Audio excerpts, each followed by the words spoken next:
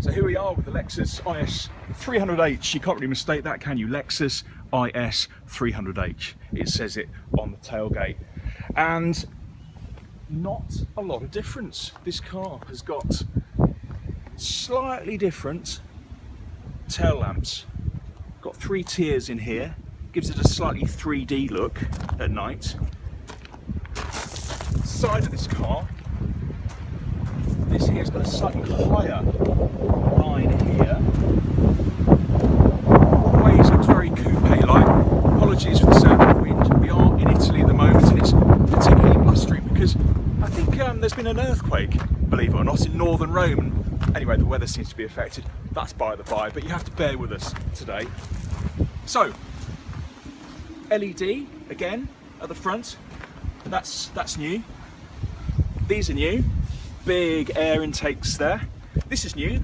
The fresh spindle grille, as Lexus calls it. It's got a slightly different shape to it. It rises higher, and it gives the car a slightly more squat, sporty profile. Let's look inside. Let's get away from the wind. Come inside. Right, this is the sport trim we're in. So as I sat down there, it was a firm sit because this car has got these lovely sporty huggy seats. It's not going to be sort of a squashy, comfortable family ride necessarily if you go for this trim, but it will hold you in place.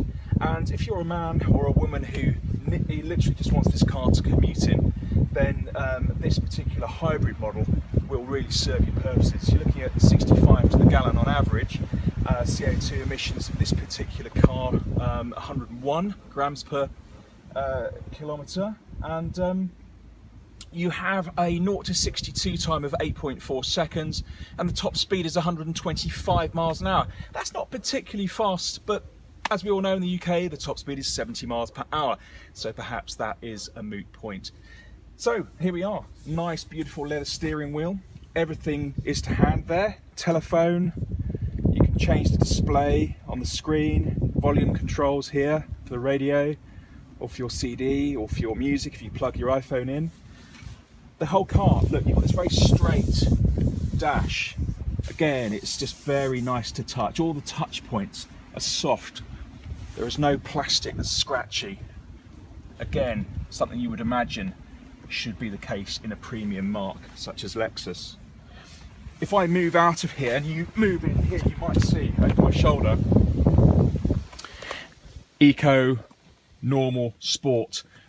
These are the settings. So obviously Eco, it gives you a far more frugal ride. Normal, that's just for cruising. Sport, so that's if you want to sort of hare around, and it's less economical but perhaps more fun driving. And you can hit EV mode, that's just electric vehicle mode if you wish. And here, look at that, snow. That's pretty good, isn't it? We've had a lot of snow in the UK, so you hit snow, that just gives you a little bit more security driving that kind of condition. And these 2 little bottle holders there, always very useful, simple things, but it's amazing the amount of manufacturers that forget to put them in these days. Glove box, pretty deep, you've got USB port in there, another USB port there. Yep, all the stuff you need really when you're commuting. Back seat, let's see if this door opens. Yes, the door opens. Look at that in there. What can you say? Let me come round. Well, there's certainly enough space for me. Shut the door there. You might see we've had a 6-foot tall gentleman sitting there, so he's put his seat back. Now, I haven't got acres of room, but look, my knees are here. I could quite happily sit with a guy my size sitting in front of me. You're not really going to get another person here, but you definitely will there.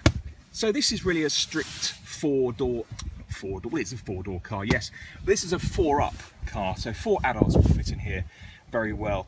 Arguably, I suppose if you have 3 children in the back, that might work. Certainly 2, look. See here, Isofix anchoring points to put child seats in the car.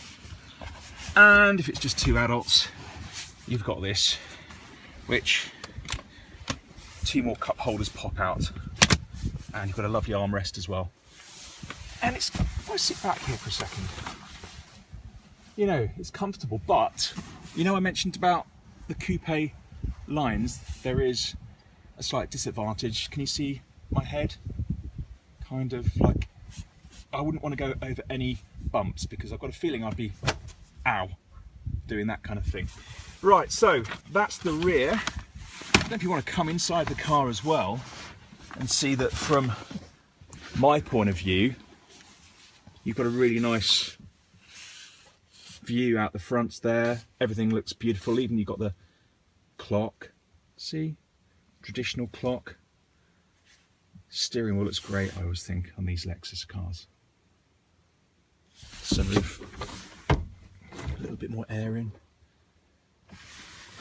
And it's electronic as well, see, up, down, open, close. So that's the Lexus IS. It is refreshed, so Lexus is calling it the new Lexus IS. Here's a clue, most manufacturers, when it's a completely new model, call it the all-new blah blah blah. So this is new. What that means is it's had a facelift and it's had a few changes underneath the skin too. Those changes involve a better ride essentially, it also just improves the car's efficiency. All sorts of things are done under the skin to make this car fit for 2017 and beyond. So it isn't just a pretty facelift, effectively. But overall, I'd be a sucker for this, for its looks alone. I've got to be honest with you.